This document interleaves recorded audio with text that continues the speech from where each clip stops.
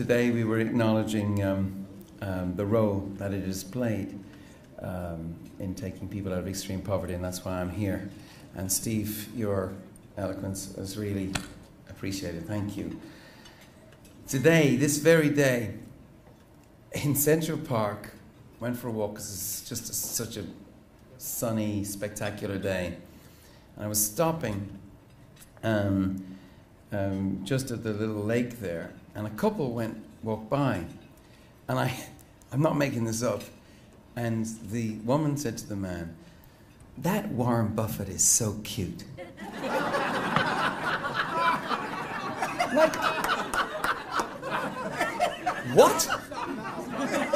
A summer's day, the sunny heat, a woman says to her husband, "Warren Buffett's cute." And I'm thinking, he's smart, he's wise, he's funny. What's the cute thing? And, you know, I know that people, you know, with billions of dollars are supposed to become much more attractive, but he's given all his away.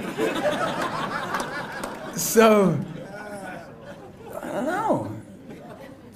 What's a rock star to do? First time I just feel ridiculous, is what a rock star should do. First time we met was not a summer's day, it was winter in Lincoln, Nebraska. And the One campaign was on a tour to drum up support for a historic AIDS initiative that we hoped and prayed that the United States would lead against this tiny little virus that's wreaked so much havoc in people's lives, HIV/AIDS. And we made our presentation with some speechifying and all that. And afterwards, we came up to the sage of Omaha, and I said, "Well, you know, could I ask you for some advice, sir, and if you have anything to offer?" And he said, "Well, actually, yeah, if you push me, what are you asking people to do?" And I said, "Well, everyone here, there's this postcard that they sit on, and they can send it to their local congressman and say that this should be a priority. This is the greatest health crisis in 600 years. And Warren said, "People don't trust you if you ask them to do simple things. Ask them to do something difficult, and I think you'll have more luck." I said, "What do you mean by that?" He said, "Just something more difficult. Maybe 10 postcards, and they have to bring their friends in." I said, "Oh. So ask people to do difficult things, and actually there's more credibility there if you want to solve big problems." That's interesting, because in the business that we are all in, we often try to simplify things. Just $1 and you can change the world. Just this, you know, we simplify, we petrify a serious request. I said, "Have you anything else?" He said, you're Irish." I said, "Yes." Don't appeal, thank you, don't appeal to the conscience of America. Appeal to the greatness of America, and I think you got the job done. And these two ideas, I can tell you, are at the heart of what we do in the One campaign in Red every single day. We try not to patronize people. We try to ask them to take on complicated issues at one. And in this country of which I'm a guest, and in this city of which I'm a guest, I always try to appeal to the greatness of America. And it's connected.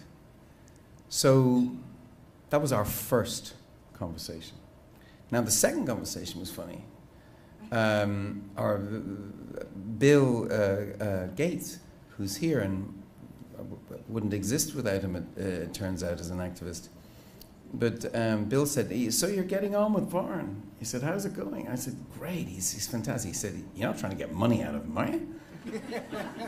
And I said, No, actually Susie, his daughter, is giving us money." And later, how he did? I said, "We're just getting advice." He said, "Okay," because he said, you know, he's not going to give his money away for a long time, because he wants to make sure it's properly done and all the rest of it. So I think you'd be wasting your time if you did that. Wow. Wow. So he solved the problem by Bill Gates, by giving it to Bill Gates. And that's an incredible rhyme, those two, and I want to give it up for them. But this award is for Warren, and without much further ado, I have some further ado. I just need, I might need a light actually, because this is a little song that I sort of recommodified. Is there maybe a phone or something that has a light on it that somebody could lend me? Is it on? Yeah. You know those little sort of flashlight things? Oh, here we go, here we go. Thank you, David. Oh, perfect. Okay, this is a, it's guaranteed to embarrass most Nebraskans. It's the Irish version of the Kansas state anthem. Oh, give me a home where the dividends roam and the deer graze on Berkshire Hathaway, where Warren plays bridge, cherry cokes in the fridge, and Munger makes wisecracks all day. Home, home on the range, after Warren gave the whole farm away, where the new ROI beneath the Omaha sky are the lives that he has helped to save. The calm Cornhusker King, he rejects all of the bling, and he's no time at all for the glitz. He's a humble old coot. My shoes cost more than his suit, and Dixieland's his kind of hits. You can all sing now. Home, home on the range, after Warren gave the whole farm away, where the new ROI beneath the Omaha sky are the lives that he has helped to save.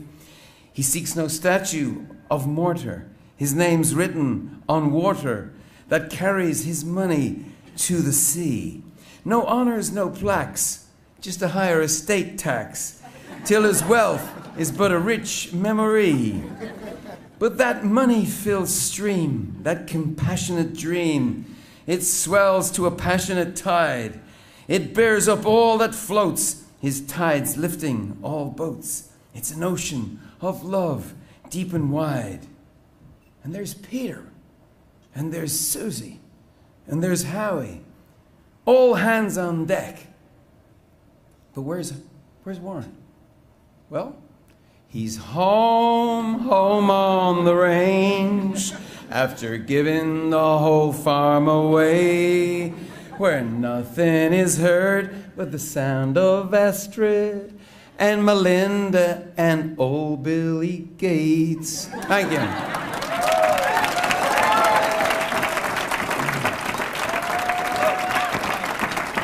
Welcome to the stage. Be upstanding, please. Warren Buffett.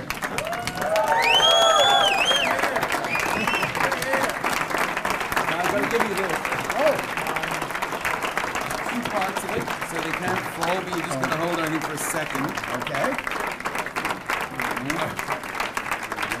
Just hold it loose without me. Okay. And now take it off. Okay. There you go. Thank you. Must be out of my mind to try and follow that. Steve, you made a great choice in picking Bono to introduce me, but if you don't mind, next time, get that lady in Central Park to go.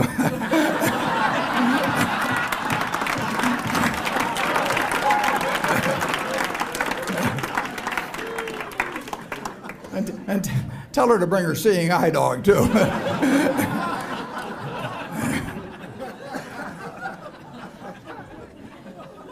Steve really let the cat out of the bag, because tomorrow Berkshire Hathaway is likely to jump substantially now that he's announced that Mohammed Yunus is going to be my successor. I've tried to...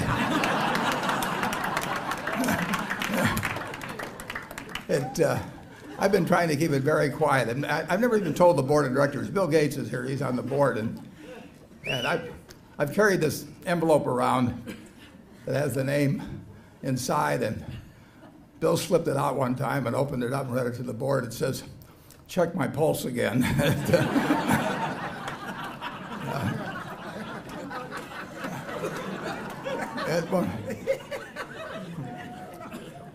I bought the board all the Ouija boards and to stay in contact with me too, of course.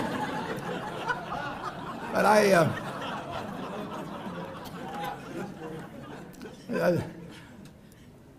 this award makes me feel a little like Jack Benny. The younger ones won't remember him, but he was given an award in Hollywood many, many years ago. And he said, "Well, I don't deserve this award, but," he said, "but I have arthritis and I don't deserve that either." So, well, I don't have arthritis, but I would like to get serious for just a minute, because the truth is, I have never given a penny away that had any utility to me, if you think about it. I mean, I've had everything in life that I want that money could buy. I've had, my family's well taken care of too. Better yet, I've had more than an abundance of the things that money can't buy, and they're more important. But it's literally true that today, tomorrow, there are people making gifts, maybe $5, maybe $10, maybe to the food bank we heard about before, where it really means that they give up a movie or a dinner out, maybe if it's a larger sum, maybe a trip to Disneyland or something. Other people are giving up money, millions of people, that has real utility to them. And literally, I've never given away $1 that has utility to me. Fortunately, it has utility to other people, so that I've got a bunch of stock certificates down in a box that put down there 40 years ago.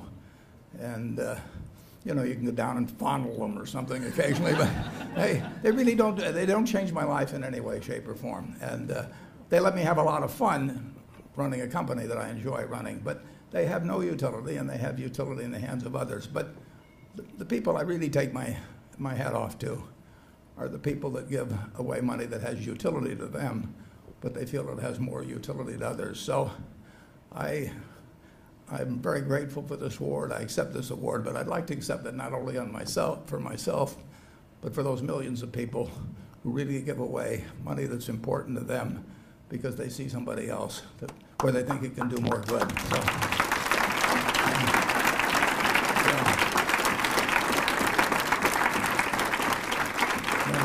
thank you. So I really encourage you to think about it. I'm now 82, and really, if there were things I could do with money, that would make me happier, I'd do it. But we call on people that have $1 billion or more. At least Steve tells us they do, and and sometimes the people wishes they didn't. He didn't tell us that they do, and all we ask is 50%. So, if you have trouble living on $500 million, I'm going to put out a book, How to Live on $500 Million. And I think about whether the other $500 million might do more for humanity than it's going to do for you and your family. Again, I thank you, and I accept this on the behalf of myself, but more importantly, I accept it on behalf of millions of Americans who think about their fellow man and give up something of their own lives to make that person better. Thank you.